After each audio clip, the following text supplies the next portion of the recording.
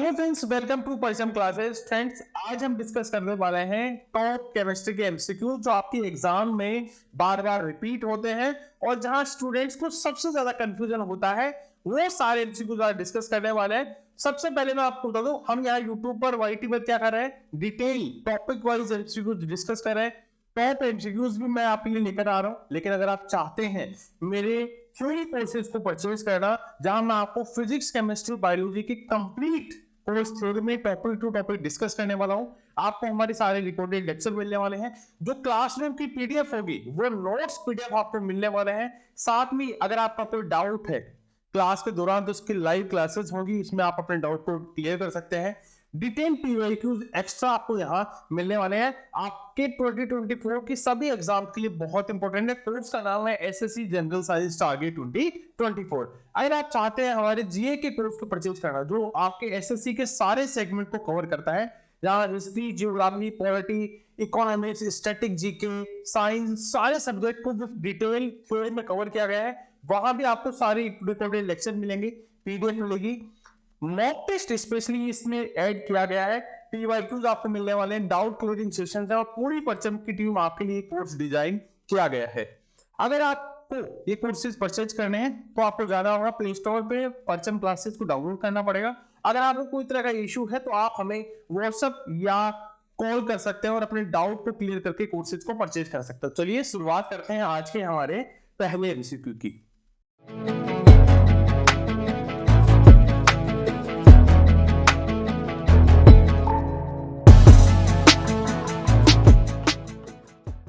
Which of the following is known the characteristics of solid? यानी इनमें से कौन सी सॉलिड की प्रॉपर्टी नहीं है?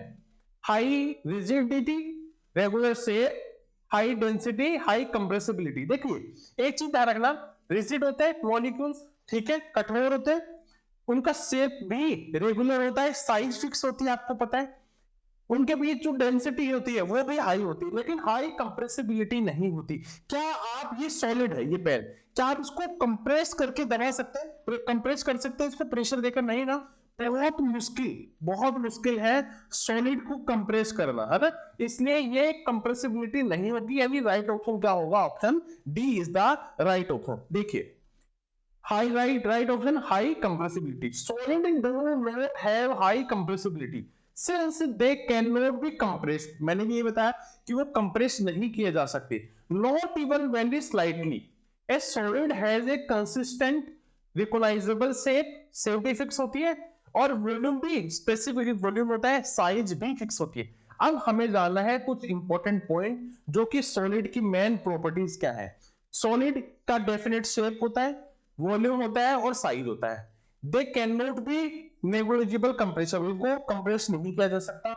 इनकी डेंसिटी हाई होती है, मैंने बताया था कि जो सॉलिड की जो डेंसिटी होती है वो क्या होती है? हाई होती है। उनके जो मॉलिक्यूल्स होते हैं ना वो एक दूसरे से बिल्कुल टच करके रहते हैं, बिल्कुल हाई, है ना। देयर इज नो गैप, मैंने कहा ना इनके मॉलिक्यूल्स के बीच क्या नहीं होता, there is no negligible gap between the solid particles। और जब गैप नहीं होगा इसका मतलब क्या है? इनके इंटरमॉलिक्यूलर जो मॉलिक्यूल्स, एटम्स के जो पार्टिकल्स हैं उनके बीच अगर ज्यादा होगा, एक दूसरे से बिल्कुल चिपक कर रहने वाले हैं, है ना, इसलिए हाई कंप्रेसिबिलिटी इसका आंसर है। यहाँ ये क्वालिटी, ये प्रॉपर्टीज नहीं होती। Chemical name of washing soda, washing soda का केमिकल नेम क्या है? Sodium chloride, sodium hydrogen carbonate, sodium carbonate या सोडियम हाइड्रोक्साइड। ध्यान रखना, सोडियम कार्बोनेट क्या होगा? सोडियम कार्बोनेट का फॉर्मूला क्या होता है? Na2CO3। क्या होता है? Na2CO3। ध्यान रखना, वॉशिंग सोडे का ये फॉर्मूला होता है, बहुत बार एग्जाम में आता है। Washing soda is a chemical compound, formula Na2CO3 known as sodium carbonate। It is a salt of carbonic acid। बहुत बार पूछा जाता है ना, इस तरह से एमसीक्यू होगा तो ध्यान रखना ये क्या है? ये कार्बोनिक एसिड का एक सॉल्ट है। अब इसकी कुछ प्रॉपर्टीज को देखते हैं जो कि वॉशिंग सोडा की स्पेशल प्रॉपर्टीज क्या है, इनको डिस्कस करते हैं। पहली, ये क्या है? ये एक ट्रांसपेरेंट क्रिस्टलाइन सॉलिड है। एक तरह का क्या है? ट्रांसपेरेंट है, क्रिस्टलाइन है और सॉलिड है। क्या? Na2CO3 sodium carbonate. It is one of the few metals carbonates, ये कुछ ही जो कार्बोनेट मेटल्स होते हैं उनमें से एक है जो क्या है, वाटर में सोल्यूबल है। इसका मतलब सोडियम कार्बोनेट क्या होता है, वाटर में सोल्यूबल होता है। किसमें, पानी में, वाटर में सोल्यूबल होता है। इट इज एल्कलाइन, यानी अब देखो इसका नेचर क्या, एल्कलाइन नेचर का है, बेस नेचर का है। इसका मतलब इसकी पीएच वैल्यू क्या होगी, इसकी पीएच वैल्यू होगी 7 से 14 के बीच, और इसकी पीएच वैल्यू का कितनी है, इसकी पीएच वैल्यू है 11। आपको पता लग गया, मैंने आपको बताया था जब पीएच वैल्यू 7 से ज्यादा हो और 14 से कम हो तो इसका मतलब उसका नेचर कैसा है, बेस नेचर का है, क्षारीय प्रकृति का होता है। इट हैज डिटर्जेंट प्रॉपर्टीज और क्लीनिंग प्रॉपर्टीज। ध्यान रखना ये क्या करता है, ये जो क्लोथ्स होते हैं, हमारे कपड़े होते हैं, उनमें से डस्ट को रिमूव करने की कैपेसिटी रखता है। क्या होता है, डस्ट रिमूवल में काम आता है। कहां पर, ध्यान रखना, डर्टी क्लोथ्स पे, यानी जो गंदे कपड़े होते हैं उनमें जो डर्ट होती है ना, उसको दूर करने के लिए इसका उपयोग किया जाता है।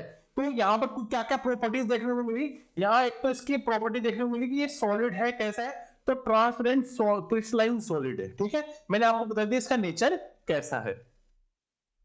अब देखिए कुछ ऐसे कंपाउंड्स के बारे में डिस्कस करते हैं जो एग्जाम में बहुत बार पूछे जाते हैं और 1 to 1 करके आपको देखते हुए चलना है।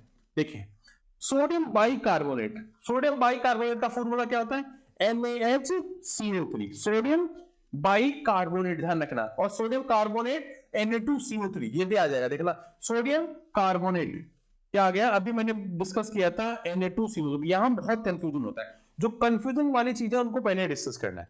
ठीक है, सोडियम हाइड्रोक्साइड, सोडियम हाइड्रोक्साइड क्या होता है, NaOH, सोडियम हाइड्रोक्साइड क्या होता है, NaOH, सोडियम NaOH हाइड्रोक्साइड। ठीक है, कार्बन डाइऑक्साइड CO2 होती है, carbon dioxide CO2, carbon dioxide. ठीक है, अब देखो कॉपर सल्फेट मोस्ट इंपोर्टेंट है, कॉपर सल्फेट CuSO4, और एक खास बात यही है इसका एक दूसरा नाम है, क्या नाम है, इसको ब्लू विट्रियोल भी कहते हैं। क्या कहते हैं, ब्लू विट्रियोल। बहुत बार एमसीक्यू होता है, ब्लू विट्रियोल, ग्रीन विट्रियोल या ऑयल विट्रियोल में क्या डिफरेंस है। ब्लू विट्रियोल होता है CuSO4, है ना, ग्रीन विट्रियोल होता है FeSO4। ठीक है, and third one oil vitriol, इसका मतलब क्या होता है, H2SO4, और H2SO4 को क्या बोलते हैं आप, सल्फ्यूरिक एसिड। क्या बोलते हैं, सल्फ्यूरिक एसिड बोलते हैं, है ना, sulphuric acid, oil of vitriol, H2SO4। अगर मैं बात करूं यहां पर कैल्शियम क्लोरोहाइपोक्लोराइड, जिसको क्या बोलते हैं, इसको आप ब्लीचिंग पाउडर को बोलते हैं। इसका फॉर्मूला क्या होता है ब्लीचिंग पाउडर का, CaCl2। ये पीडीएफ आपको मिल जाएगी, इसलिए आप इसको रिपीट कर लेना, एक बार रिवीजन जरूर करना। बहुत बार एग्जाम में पूछे जाते हैं, कॉमन नेम बहुत बार होता है, कंपाउंड्स नेम होते हैं, उनके फॉर्मूला भी एग्जाम में पूछे जाते हैं। तो मैंने आपको बता दिया, बेकिंग सोडा का formula NaCO3, bleaching powder CaCl2, sodium यानी कास्टिक सोडा का NaOH, है ना, ड्राई आइस का कार्बन डाइऑक्साइड का CO2, ब्लू विट्रियोल का CuSO4, ग्रीन विट्रियोल का FeSO4, और है ना, ऑयल ऑफ विट्रियोल का H2SO4। आपको बताए जिप्सम, जिप्सम का फॉर्मूला बताऊं, CaSO4, जिप्सम CaSO4। ठीक है, CaSO4 साथ में कितने मॉलिक्यूल्स बताए थे मैंने, H, है ना, CaSO4 और 2H2O, ये जिप्सम का है, ये जिप्सम का है। अगर इसी में मान लीजिए इसका मॉलिक्यूल, अगर वाटर का मॉलिक्यूल हाफ कर दूं तो क्या हो जाएगा, है ना, प्लास्टर ऑफ पेरिस हो जाएगा। नेक्स्ट एमसीक्यू क्या होने वाला है, what is the common name of mercury sulphate, है ना, सल्फाइड, मरकरी सल्फाइड। ध्यान रखना मरकरी की बात कर रहे हैं, मरकरी का फॉर्मूला ध्यान रखना, मरकरी क्या होती है Hg, है ना, और सल्फाइड यानी S। मरकरी सल्फाइड का फॉर्मूला क्या है, HgS। तो उसका कॉमन नेम क्या है, कॉमन नेम है ना, वर्मिलियन। क्या होता है, वर्मिलियन इसका कॉमन नेम है। इसका केमिकल फॉर्मूला है HgS, मरकरी सल्फाइड, है ना, मरकरी सल्फाइड। आज ध्यान रखना, इसके कुछ इंपॉर्टेंट एमसीक्यू पॉइंट्स को देखते हैं जो हमारे लिए बहुत इंपॉर्टेंट है। Mercury sulfide is known as vermilion. It is chemical compound and chemical element mercury and sulfur. Sulphur और मरकरी मिलकर ही बनाता है, इसलिए तो उसका नाम क्या है, मरकरी सल्फाइड, जिसको HGS भी बोलते हैं। हमने इस ऑप्शन में 3 ऑप्शन और देखे इस क्वेश्चन में, एक तो मार्स गैस, मॉन्सोन और पोटास एलम। इनसे भी बहुत बार एग्जाम में क्वेश्चन पूछे जाते हैं। तो अगर मैं मार्स गैस की बात करता हूं, किसकी, मार्स गैस की, तो marsh gas is the common name of methane which is formula of CH4। ठीक है, अगर कोई बोले मार्स गैस का फॉर्मूला होता है CH4 और इसका कॉमन नेम क्या है, मीथेन। क्या होता है, मीथेन। एंड मोहर सोल्ट का कॉमन नेम क्या है, एल्यूमिनियम फेरस सल्फेट। ध्यान रखना, अब मैं बात कर रहा हूं आपके मोहर सोल्ट की, दोबारा देखना, मोहर सोल्ट को बोलते हैं एल्यूमिनियम फेरस सल्फेट। अब इसके फॉर्मूले में भी आपको एल्यूमिनियम देखने को मिलेगा, फेरस देखने को मिलेगा, सल्फेट देखने को मिलेगा, यानी NH4 FeSO4 और H2O6, यानी यहां वाटर के 6 मॉलिक्यूल्स है, NH4 FeSO4 और H2O6। अगर मैं पोटाश एटम की बात करूं तो इनका कॉमन नेम क्या है ना, पोटेशियम एल्यूमिनेट सल्फेट, है ना, potassium aluminium sulphate, potash aluminium sulphate, है ना। अब पोटेशियम एल्यूमिनेट सल्फेट का मतलब क्या है, यहां पर के पोटेशियम, Al एल्यूमिनियम और SO4 के 2 मॉलिक्यूल्स, ये क्या है, ये है आपके सल्फेट। सल्फेट क्या है, SO4, तो इसका नाम क्या होगा, पोटेशियम एल्यूमिनियम सल्फेट। ठीक है, वेरी गुड। चलिए next, what is the pH of lemon juice, what is the pH of lemon juice, तो क्या होगा, इसका देखो राइट ऑप्शन होगा 2.5। अब हमें यह भी देखना है कि कौन कौन से ऐसे pH वैल्यू है जिनको एग्जाम में पूछा जाता है। जैसे HCl की pH वैल्यू क्या होती है, HCl की नियर अबाउट होती है 0 के आसपास, हाई, है ना, ये क्या है, स्ट्रॉन्ग एसिड है। कैसा एसिड है, स्ट्रॉन्ग एसिड है। ठीक है, इसकी pH वैल्यू क्या होती है, नियर बाई 0 और 1 होती है। गैस्ट्रिक जूस की pH वैल्यू क्या होती है, 1। लेमन जूस मैंने अभी डिस्कस किया 2 से 3 के बीच होती है, तो ऑप्शन में 2.5 था, इसलिए मैंने 2.5 ओके कर दिया। विनेगर क्या है, 3.0। टोमेटो जूस क्या है, 4.1 और प्योर वाटर क्या है, 7। देखो ध्यान रखना, प्योर वाटर 7 का मतलब है न्यूट्रल नेचर। अगर मैं आपको कहूं कि 0 से 7 और 7 से 14, ये होती है मेरे pH वैल्यू। ठीक है, और pH स्केल किसने दिया था, सोरेनसन ने दिया था, है ना, सोरेनसन ने pH वैल्यू के बारे में बताया था, pH स्केल दिया था। इसकी वैल्यू 0 से 14 होती है। 0 यानी हाई एसिड, या 0 से 7 के बीच की वैल्यू होती है एसिड की, 7 से 14 की pH वैल्यू होती है बेस की।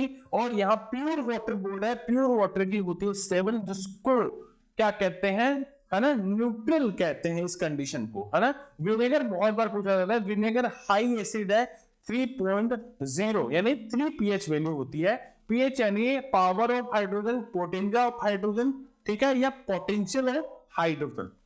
The first classification of elements was done, यानी एलिमेंट्स का फर्स्ट क्लासिफिकेशन किसने किया था, तो वो क्या था, डोबर राइनर ने। किसने किया था, डोबर राइनर ने पहली बार किया था, और इनका लॉ का नाम था लॉ ऑफ ट्राइड्स।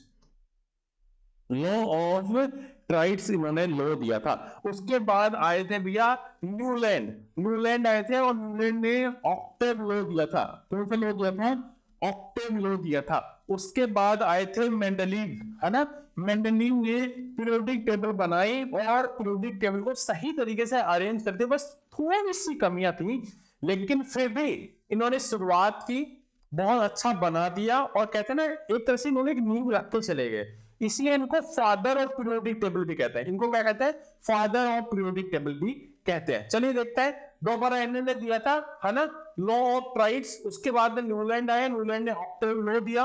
उसके बाद मेंडलीव आए। इस मेंडलीव की कमी ये थी कि उन्होंने जो एलिमेंट्स को अरेंज किया ना, वो एलिमेंट्स को अरेंज किया एटॉमिक वेट या एटॉमिक मास के बेसिस पे। ठीक है, लेकिन जब मोज़ले आए, है ना, हेनरी मोज़ले आए, जिनको father of modern periodic table कहते हैं, जो आज की पीरियोडिक टेबल है वो मोज़ले ने ही बनाई थी। इन्होंने जो केमिकल्स को अरेंज किया वो किया एटॉमिक नंबर के बेसिस पे। किस पे? एटॉमिक नंबर के बेसिस पे अरेंज किया।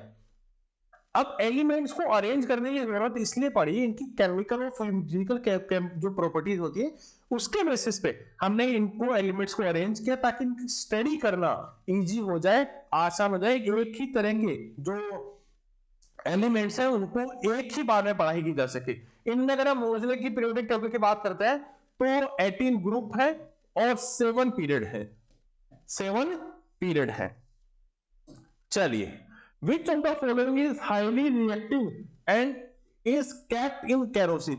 आप सभी जानते हैं कैरोसिन में किसको रखा जाता है। सबसे पहले आपने बचपन में देखा होगा एक ऐसे गेम में जादू दिखाने वाले होते थे जो पानी में एक पत्थर को डालते और पानी में से आग निकलने लगती और हम लोग खुश हो जाते कि वाह ये क्या जादू है। लेकिन वो होता क्या था? वो होता था सोडियम, और उसका राइट ऑप्शन भी क्या है? सोडियम। एक्चुअली सोडियम क्या है? बहुत ज्यादा एक्टिव है ना।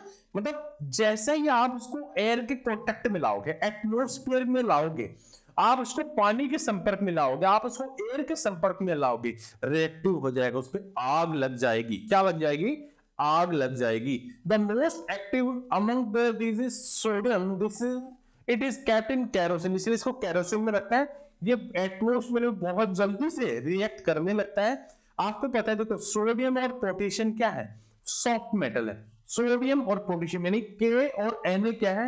सॉफ्ट मेटल है। हम इसको किससे काट सकते हैं? चाकू से काट सकते हैं। पूछा जाता है किस मेटल को चाकू से काटा जा सकता है? सोडियम और पोटेशियम। ठीक है। अगर मैं सबसे बात करूं आयोडीन, आयोडीन और ब्रोमीन के बारे में एक चीज ध्यान रखना। आयोडीन क्या है? आयोडीन एक नॉन मेटल है और ब्रोमीन एक नॉन मेटल है। आयोडीन ऐसा नॉन मेटल है जो कि सॉलिड स्टेट में होता है और ब्रोमीन एक ऐसा नॉन मेटल है जो लिक्विड स्टेट में होता है। दोनों से एग्जाम में पूछे जाते हैं इनमें से कौन सा नॉन मेटल लिक्विड स्टेट में होता है, तो आपका आंसर क्या होना चाहिए? ब्रोमीन। ठीक है। अगर आपको सेशन पसंद आ रहा है तो सेशन को लाइक करना, अपने दोस्तों को जरूर बताइए कि यहाँ पर टॉपिक वाइज सीरीज हम लोग डिस्कस कर रहे हैं केमिस्ट्री, उसके बाद हम लोग फिजिक्स को भी स्टार्ट करने वाले हैं। Which acid is present in sour milk? यानी मैं कहूं sour milk या कर्ड दही में कौन सा एसिड होता है? The right answer is lactic acid। क्या होगा? Lactic acid is the right option। अगर हम लोग इसकी कुछ प्रॉपर्टीज को देखते हैं तो चलिए देखिए, lactic acid is present in sour milk and curd, दही में या खट्टे दूध में होता है। द सोरनेस ऑफ मिल्क, जो खट्टापन है दूध में, वो किसकी वजह से होता है? लैक्टिक एसिड की वजह से होता है। किसकी वजह से? है ना, प्रेजेंस ऑफ लैक्टिक एसिड, है ना। ह्यूमन बीइंग्स फील टायर्ड, हम कई बार हमें लगता है कि थक गए हैं, मसल्स में हमारे दर्द होने लगता है ना, हमें थकान से महसूस होने लगती है। ये थकान किसकी वजह से होता है? हमारे मसल्स में क्या होता है? लैक्टिक एसिड इकट्ठा हो जाता है, उसकी वजह से होता है। एग्जाम में बहुत बार पूछा जाता है, जैसे विनेगर में कौन सा एसिड होता है ना? एसिटिक एसिड होता है। ऑरेंज में जैसे सिट्रिक एसिड होता है, टोमेटो में ऑक्जेलिक एसिड होता है। ये एसिड्स और उनके नाम किस नेचुरल सोर्स में ये होते हैं, बहुत बार पूछा जाता है, बहुत बार पूछा जाता है। और इनकी पीएच वैल्यू जो हमें लास्ट एमसीक्यूज में देखी थी, बाहर भी उस पीएच वैल्यू को भी बहुत बार पूछा जाता है। कॉमन एमसीक्यूज में बार बार रिपीट होते हैं। Which of the following gases is popular as comic gas? देखो, कॉमिक गैस की बात करें, कॉमिक गैस यानी जिससे हमें हंसी आती है, हास्य गैस उसको बोलते हैं। नाइट्रस ऑक्साइड, है ना। कहां पर है नाइट्रस ऑक्साइड? ये रहा। ठीक है, ऑप्शन सी नाइट्रस ऑक्साइड। इसका फॉर्मूला क्या है पता है आपको नाइट्रस ऑक्साइड का? N2O। ध्यान रखना, NO2 नहीं, N2O। यहां पे बहुत कंफ्यूजन होता है ना। Chemical formula of nitrous oxide is N2O। ठीक है, nitrous oxide gases laughing gas है, हास्य गैस है। इसको हम लोग कहां यूज करते हैं? इसको पता है, जो डेंटिस्ट होता है, जो दांत वाले डॉक्टर होता है डेंटिस्ट, वो क्या करते हैं? एनेस्थेसिया के रूप में, यानी आपको थोड़ी सी बेहोशी के रूप में इसका उपयोग किया जाता है ताकि आपका ट्रीटमेंट किया जा सके, आपको दर्द ना हो और इजीली आपको ऑपरेट किया जा सके। ठीक है। वैसे नाइट्रोजन के अगर आप और ऑक्साइड की बात करोगे ना, N2O से अलावा, है ना, तो NO होता है, N2 होता है, NO2 होता है, बहुत सारे ऑक्साइड्स होते हैं नाइट्रोजन के। और मैं आपको बता दूं, नाइट्रोजन हमारे एटमॉस्फेयर पे, है ना, सबसे ज्यादा पाई जाती है, 76%, है ना। और लास्ट क्लास में मैंने बताया था कार्बन डाइऑक्साइड कितनी होती है? 0.03% मैंने पूछा था आपने एग्जाम में बताया भी होगा, कमेंट में बहुत बार मैंने पूछा है कि 2-3 क्लासेस से पहले भी कि कार्बन डाइऑक्साइड हमारे एनवायरनमेंट में कितनी परसेंट है ना? और हमारी अर्थ क्रस्ट में सबसे ज्यादा क्या होती है? ऑक्सीजन। क्या होती है? ऑक्सीजन सबसे ज्यादा होती है हमारी अर्थ क्रस्ट में। सोडियम हाइड्रोजन कार्बोनेट को हम लोग क्या बोलते हैं? इसको बोला जाता है, क्या बोला जाता है? इसको बोला जाता है बेकिंग सोडा। क्या बोलते हैं? बेकिंग सोडा बोलते हैं। आपको पता है बेकिंग सोडा का और कहां कहां काम आता है? चलिए जानते हैं बेकिंग सोडा के बारे में। सोडियम हाइड्रोजन कार्बोनेट यानी NaHCO3 sodium bicarbonate, sodium bicarbonate को हम लोग बेकिंग सोडा बोलते हैं। सोडियम बाइकार्बोनेट हमारे स्टमक में जो एसिड होता है उसको न्यूट्रलाइज करने में काम आता है, हमारी एसिडिटी को खत्म करता है। एसिडिटी का मेन रीजन क्या है?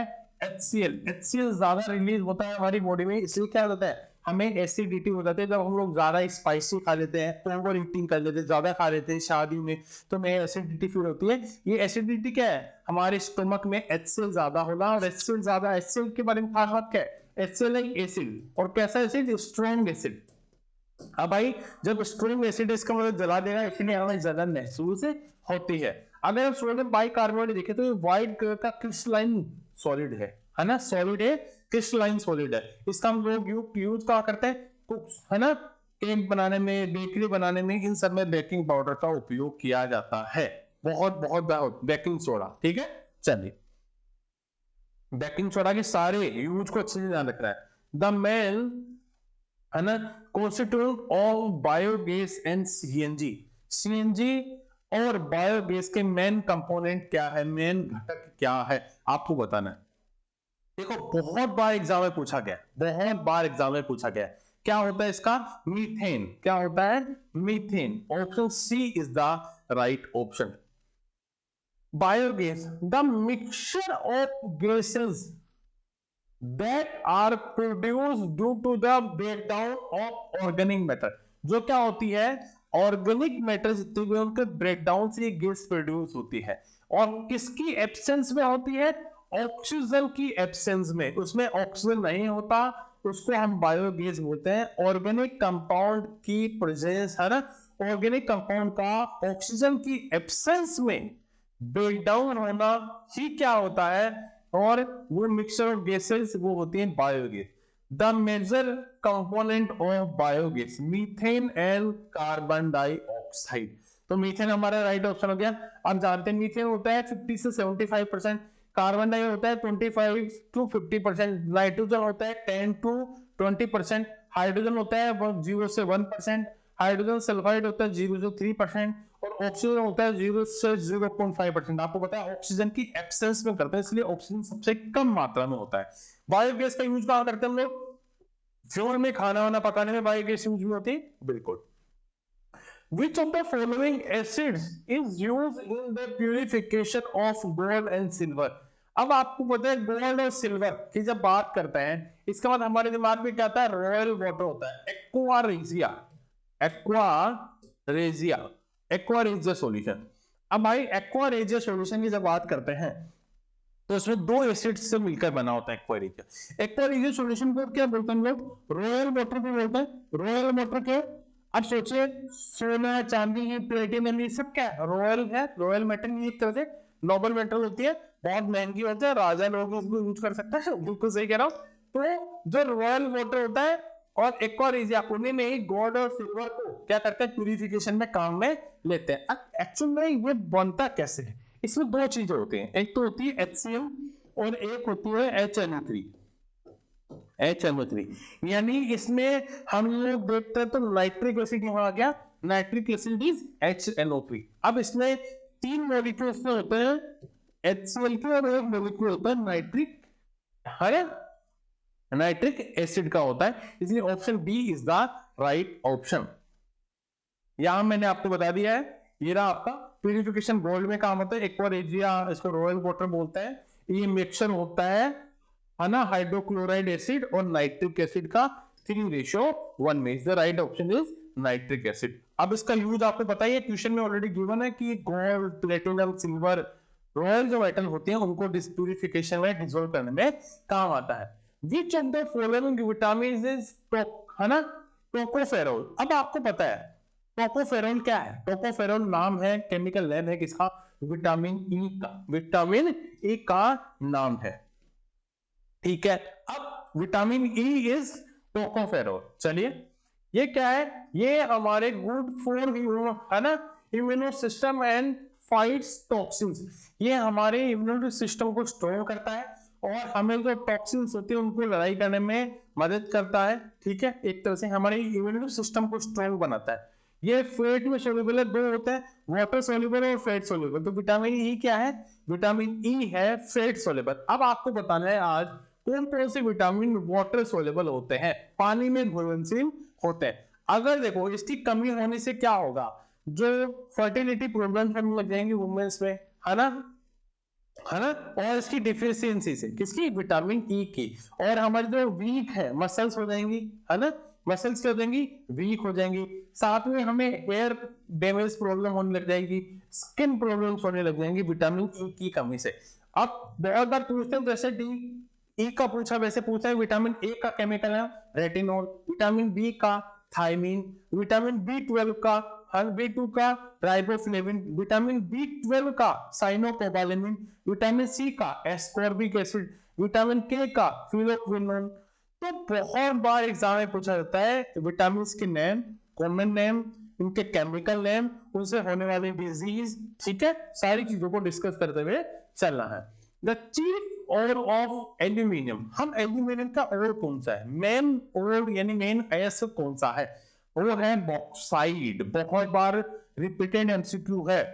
देखो एल्यूमिनियम को बॉक्साइड से, और है ना, फॉर्म ऑफ क्ले जिसको कैलोनाइट भी कहते हैं, उससे प्राप्त किया जाता है। आयरन को, आयरन हमें हेमेटाइट से मिलता है, मैग्नेटाइट से मिलता है, सुबेराइट से मिलता है और आयरन पायराइट से मिलता है। कॉपर, कॉपर इससे मिलता है, कॉपर पायराइट से, मैग्नेसाइट से, क्यूप्राइट से या कॉपर ग्लांस से मिलता है। जिंक कहां से मिलता है? जिंक ब्लेड से, कैलोनाइन से, जिंक साइड से, है ना। ये हमें इनके मुख्य और है एल्यूमिनियम के, आयरन के, कॉपर के और जिंक के। बहुत बार पूछा जाता है क्यूप्राइट किसका अयस्क है? कॉपर का। पूछा जाता है मैग्नेटाइट या हेमेटाइट किसका अयस्क है? और है वो आयरन का, है ना। जिंसाइट किसका है? जिंक का। जिंक ब्लेड से क्या प्राप्त किया जाता है? ऐसे पूछा जाता है जिंक। अगर हम लोग बात करें next MCQ, sodium is kept in which of the following liquid? आपको पता है केरोसिन में रखा जाता है। किसमें रखा जाता है? केरोसिन में रखा जाता है। अब मैं यहां पर पिछले एमसीक्यू में मैंने सोडियम की बात की थी, अब मैं सोडियम के बारे में बताने वाला हूं, सोडियम कहां कहां और कैसे होता है। आपको पता है सोडियम क्या है? एल्कली मेटल ग्रुप में है, जिसको हम लोग ग्रुप 1 बोलते हैं। पीरियोडिक टेबल का ग्रुप 1 का क्या नाम है? एल्कली मेटल ग्रुप है ना। सोडियम उससे में होता है। सोडियम बहुत ही सॉफ्ट वाइट मेटल है ना। आपको पता है बहुत सॉफ्ट होता है सोडियम, है ना। सोडियम को चाकू से काट सकते हैं। एल्कली मेटल है और वो हमारे अर्थ क्रस्ट में, हमारी जो भू प्रॉपर्टी अर्थ क्रस्ट में, हमारी अर्थ में 6 नंबर पे सबसे ज्यादा पाया जाने वाला है। और मैग्नीशियम कितना होता है? 8 नंबर में सबसे ज्यादा होते हैं, ठीक है। बिल्कुल सही है। हमारे अर्थ क्रस्ट में कितना होता है? 2.5% होता है, 2.8 से 2.5% होता है। और है ना, अगर मैं बात करूं, इट ऑक्योर, है ना, abundantly in nature in compounds specially common salt sodium chloride. अगर हम जनरली देखते हैं तो सोडियम क्लोराइड जो कॉमन सोल्ट है, जो टेबल सोल्ट है, वो खाने वाला नमक है, उसमें क्या है? सोडियम हमें देखने को मिलता है हमारे नेचर में। वैसे सी वाटर में भी सोडियम सब ज्यादा होता है। सी वाटर में, जो समुद्र का पानी होता है, उसमें क्या होता है? सोडियम हाई मात्रा में होता है, हाई क्वांटिटी में होता है। तो ग्रुप 1 का मेंबर है और इसको चाकू से भी काटा जा सकता है। अब बात करते हैं which one among the following is the main integrant in cement? Cement में मेन होता क्या है? तो सीमेंट भाई लाइमस्टोन होता है, लाइमस्टोन। अब हमें ये बताना है कि सीमेंट एक्चुअली बनी कैसे होती है, उनमें कौन कौन से कंपोनेंट होते हैं, कितने परसेंटेज में, उनका फॉर्मूला क्या है। देखो लाइन होता है CaO 63 से 65%। सिलिका जो मिट्टी होता है SiO2 कितने होती है? 20 से 25%। Calcium sulphate CaSO4 3 to 5%। Iron oxide FeSO4 3 to 4%। Magnesium MgO 1 to 3%। और सल्फर कितना होता है 1 to 3%। यानी देखा जाए तो लाइमस्टोन सबसे ज्यादा 63 से 65% होता है, सिलिका इसमें होता है, कैल्शियम सल्फेट होता है, आयरन ऑक्साइड होता है, मैग्नीशियम होता है और सल्फर होता है। What is the component of bronze, है ना, जो ब्रोंज होता है वो किससे मिलकर बना होता है? तो ब्रोंज बना होता है option C Cu plus Sn। Sn क्या होता है? टिन, और Cu होता है कॉपर। कॉपर और टिन से मिलकर बना होता है। चलिए और कौन से एग्जाम में कंपोनेंट्स पूछे जाते हैं उनके बारे में बात करते हैं। Cu प्लस Zn, कॉपर और जिंक होता है ब्रास। कॉपर और जिंक मिलकर क्या बनाते हैं? ब्रास। कोई बोलते हैं ब्रोंज किससे मिलकर बना होता है? कॉपर प्लस टिन से मिलकर ब्रोंज बना होता है। ठीक है, पीबी प्लस है ना एसएन। पीबी मैंने बताया आपको, पीबी क्या होता है? लेड, और एसएन क्या होता है? टिन, है ना। लेड और टिन मिलकर क्या बनाता है? सोल्डर बनाता है। सोल्डर क्या होता है? इलेक्ट्रोमेट का लो मेल्टिंग पॉइंट होता है, इसलिए हम उनको ना विंडो वगैरह में उनमें जो वायर को है ना इलेक्ट्रिकल वायर होता है वहां यूज करता है। हम ब्रोंज की बात करते हैं। Bronze big good conductor of electricity, है ना, नॉट गुड कंडक्टर, ध्यान रखना, नॉट गुड कंडक्टर। अब नहीं होगा अच्छा तो क्या होगा? अगर ज्यादा अच्छा होगा तो करंट फ्लो करेगा तो प्रॉब्लम होगी। इसका मतलब हम लोग उसका कहाँ यूज नहीं कर सकते? इलेक्ट्रिक सर्किट में। लेकिन ये बोल रहा है कि ब्रोंज नहीं होता है गुड कंडक्टर, इसका मतलब हम लोग उनको कहाँ यूज करते हैं? इलेक्ट्रिकल सर्किट में यूज करते हैं, इलेक्ट्रिकल सर्किट में यूज करते हैं। ठीक है, चलिए next, washing soda. Washing soda क्या है? वॉशिंग सोडा का मतलब है हाइड्रेटेड सोडियम कार्बोनेट। क्या होता है? Hydrated sodium carbonate. ठीक है, ऑप्शन सी। वॉशिंग सोडा के बारे में हमने बता दिया।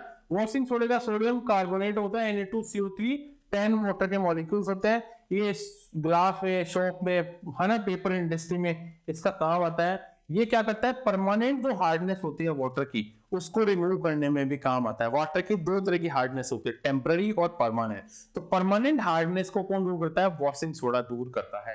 कैल्शियम कार्बोनेट CaCO3, इसका यूज हम लोग लाइम, है ना, it is use as lime and in toothpaste, toothpaste वगैरह में यूज करते हैं। सोडियम क्लोराइड या इसका नाम है कॉमन सेंस फूड, खाने वगैरह में यूज करते हैं। सोडियम बाइकार्बोनेट, इसको बेकिंग सोडा बोलते हैं, NaHCO3, और इसका यूज हम लोग अगले समय के अंदर बेकरीज में, है ना, इन सब में इसका उपयोग किया जाता है। तो अब जानते हैं बेकिंग सोडा के बारे में कि व्हाट इज बेकिंग सोडा। तो बेकिंग सोडा NaHCO3। ठीक है, अब इसके कुछ जो पॉपुलर केमिकल्स है उनके बारे में हम देखते हैं। बहुत बार जैसे ब्लीचिंग पाउडर होता है, कैल्शियम क्लोरो हाइपोक्लोराइड, ठीक है, caustic soda sodium hydroxide, washing soda sodium carbonate, table soda sodium chloride, NaCl sodium chloride, washing soda sodium carbonate, caustic soda sodium hydroxide, या bleaching powder calcium chloro hypochloride. ठीक है, अब अगला question है और वो आपको कमेंट करके बताना इसका आइटम क्या है। The most abundant source of iron, iron का, लोहे का सबसे अच्छा सोर्स यानी स्रोत क्या है? वो आपको बताना है। मिल्क, ग्रीन वेजिटेबल्स, एग या beans. What is the diamond chemically? अगर डायमंड को देखें तो डायमंड क्या एक्चुअली? डायमंड है प्योर कार्बन। क्या होता है? प्योर कार्बन होता है डायमंड, है ना। डायमंड का क्या है? कार्बन का स्वरूप है। अगर हम देखें तो ये प्योर कार्बन है। हम कार्बन के इलेक्ट्रॉन्स को 3 भागों में मेनली डिवाइड करते हैं, एक तो क्रिस्टलाइन, नॉन क्रिस्टलाइन और होलो केज। क्रिस्टलाइन का एग्जांपल है डायमंड और ग्रेफाइट। नॉन क्रिस्टलाइन का है कोल, चारकोल, और होलो केज का है फुलरीन। ध्यान रखना, तीनों ही बहुत इंपॉर्टेंट। कोई पूछे क्रिस्टलाइन का एग्जांपल डायमंड, कोई पूछे नॉन क्रिस्टलाइन का एग्जांपल चारकोल या फोक, या होलो केज का एग्जांपल फुलरीन। डायमंड क्रिस्टलाइन एक सॉलिड सब्सटेंस आपको बताया, और ये इसमें एक कार्बन का एटम 4 कार्बन के एटम के साथ जुड़ा रहता है। ठीक है, ये रिजिड होते हैं। रिजिड क्यों होता है? कठोर क्यों होता है? क्योंकि इनका जो शेप होता है वो क्या है? 3D होता है ना, 3 डायमेंशनल स्ट्रक्चर में बने होते हैं, और इनकी डेंसिटी क्या होती है? 3.5 होती है। और आपको पता है डायमंड क्या काम आता है? ग्लास को कट करने में काम आता है। तो first metal use by human was, सबसे पहले ह्यूमंस की तरफ यूज क्या किया गया था? भाई कॉपर को सबसे पहले यूज किया गया था, है ना, कॉपर को। और ये इंडस वैली सिविलाइजेशन में, हड़प्पा सिविलाइजेशन के टाइम पे इसका यूज देखने को मिलता है। ठीक है। कॉपर हड़प्पा सिविलाइजेशन में देखने को मिलता है, ठीक है। आयरन किस में आता है? वैदिक सिविलाइजेशन में, है ना, हड़प्पा में नहीं आया था, है ना। Iron was discovered in Vedic civilisation. Silver is the best conductor. आपको पता है सिल्वर के वायर होते हैं क्योंकि ये बेस्ट कंडक्टर है किसका? इलेक्ट्रिसिटी का बेस्ट कंडक्टर है ना। सबसे कोई पूछे सबसे lightest metal, lithium. Hydrogen, helium, lithium. Lithium का एटॉमिक नंबर कितना होता है? 3 होता है। The heaviest metal is osmium. Osmium क्या है? सबसे हैवी मेटल है। और वो में सबसे हार्डेस्ट मेटल क्या है? तो वो है ना, क्रोमियम। क्रोमियम क्या है? सबसे हार्डेस्ट मेटल है। मैंने आपको बहुत बार बताया ऐसे MCQs. The number of rare earth elements is, rare earth element क्या है?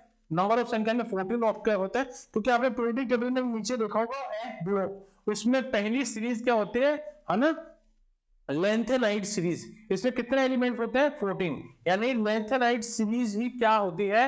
लेंथेनाइट सीरीज को रेयर अर्थ एलिमेंट कहते हैं। ये सीरियम से शुरू होते हैं और ल्यूटिटियम तक जाते हैं। सीरियम का एटॉमिक नंबर 58। सीरियम से स्टार्ट होते हैं और ल्यूटिटियम तक जाते हैं। इसका मतलब 14 एलिमेंट्स हैं इसमें, ठीक है।